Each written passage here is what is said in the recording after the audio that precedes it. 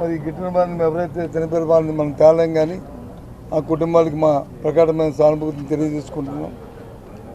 కానీ ప్రభుత్వం నిర్లక్ష్యం, ప్రభుత్వాల తాలూకా అసత్వాన్ని ఈ నేపథ్యంలో చెప్పక తప్పదు.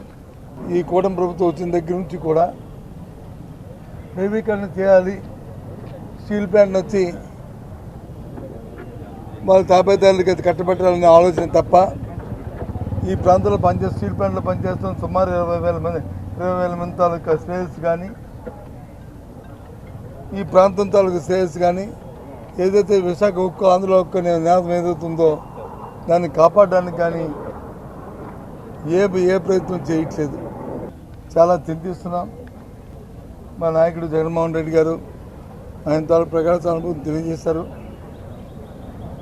రేపు ప్రత్యక్షంగా ఆయన కూడా ఉన్న కిమ్స్ హాస్పిటల్లోను అలాగే సివిల్స్ హాస్పిటల్లో ఉన్న క్షతగాత్రులు కానీ చూడడానికి, ఆ కుటుంబ సభ్యులు కలవడానికి రేపు ఉదయం వారు కూడా వస్తున్నారు.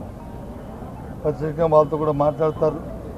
యూనియన్ లీడర్స్ ఉంటే వాళ్ళతో కూడా కలిసి మాట్లాడతారు. ఎంతమంది చనిపోవడమే కాకుండా ఇంకా హాస్పిటల్లో వచ్చి ఇంకో 6-7 మంది ఇంకా ఉన్నారంటే ఏం చేస్తుంది స్టీల్ ప్లాంట్ యాజమాన్యం? దాన్ని మానిటరింగ్ చేసిన మరి ప్రభుత్వాలు ఏం చేస్తున్నాయి? అటు కేంద్రం కానీ రాష్ట్రం కానీ. దాంతోపాటు ₹1 కోటి నష్టపరిహారం ఇవ్వాలని వాళ్ళు డిమాండ్ చేస్తారు.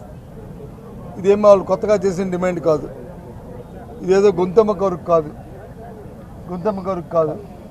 ఇప్పుడు కేంద్ర రాష్ట్ర ప్రభుత్వాలు అది జరిగేటట్లు చేయాలని మా తాలూకా డిమాండ్.